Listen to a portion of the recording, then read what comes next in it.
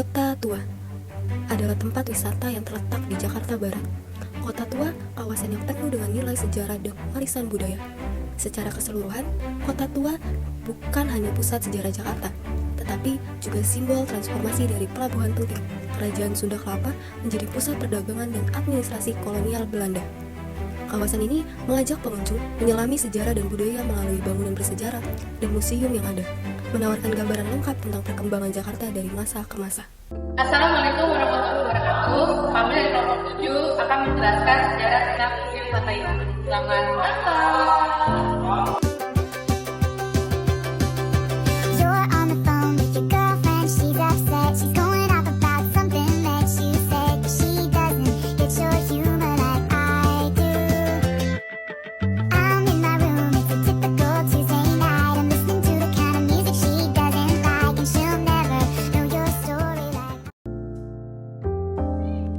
Kami di sini akan menjelaskan tentang Museum Fatahillah yang mana memiliki nama resmi Museum Sejarah Jakarta.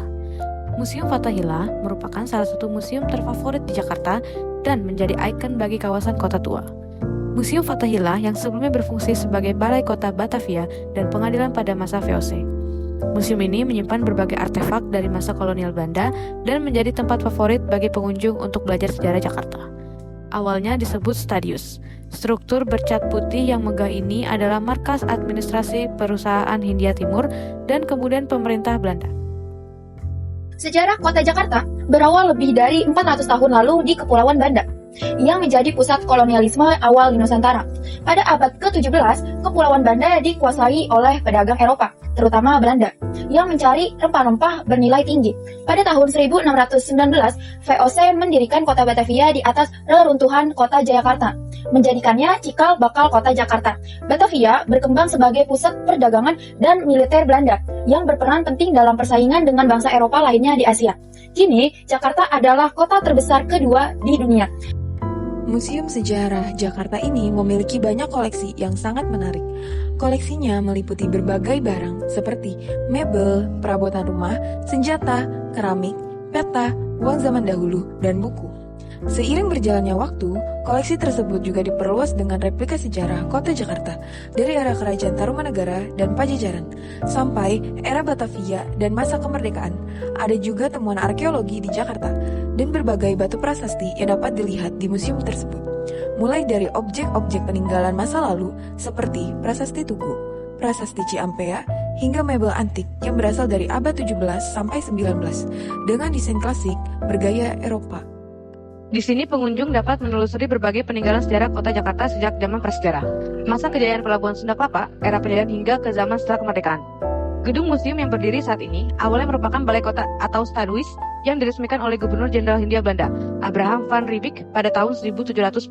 Pembangunan gedung ini telah dimulai jauh lebih lama, yaitu era Gubernur Jenderal Jan Pieter Zoon pada tahun 1627. Di lantai 2 ini, kita terutama seluruh pengunjung dapat melihat koleksi benda prasejarah mulai dari batu-batuan dari zaman Kerajaan Tarumanegara hingga koleksi uang kuno, wadah timbangan beras, kotak penyimpanan, alat ukur bahan bangunan, miniatur kursi, dan perabot kayu lainnya. Di lantai 2 ini juga menyajikan cerita tentang Jakarta sebagai kampung besar melalui gambar dan tulisan.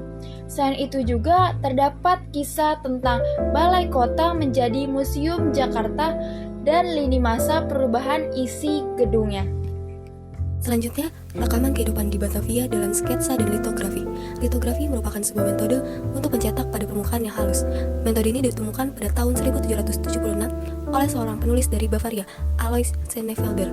Litografi digambar dengan menggunakan pensil minyak, krayon, atau cat minyak khusus. Cetakan-cetakan litografi paling awal dibuat dengan menggunakan batu kapur Bavaria.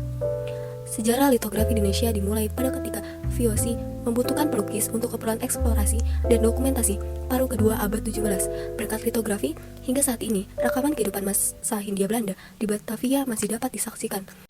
Terakhir, terdapat hal yang paling ikonik dalam museum tersebut, ialah penjara bawah tanah. Penjara tersebut dahulu digunakan para tahanan serta tokoh masyarakat yang melawan penjajah Belanda. Penjara ini sangat kecil, gelap, yang dimana tidak terdapat lampu sama sekali, dan memiliki atap yang pendek hingga tahanan tidak bisa berdiri. Pada zaman penjajahan dahulu, penjara bawah tanah pernah menahan Pangeran Diponegoro dan Cut Nyak Dien. Di dalam penjara ini masih terdapat bola-bola berat yang dahulu digunakan untuk mengikat kaki para tahanan agar tidak melarikan diri. Sekian dari kelompok kami, terima kasih.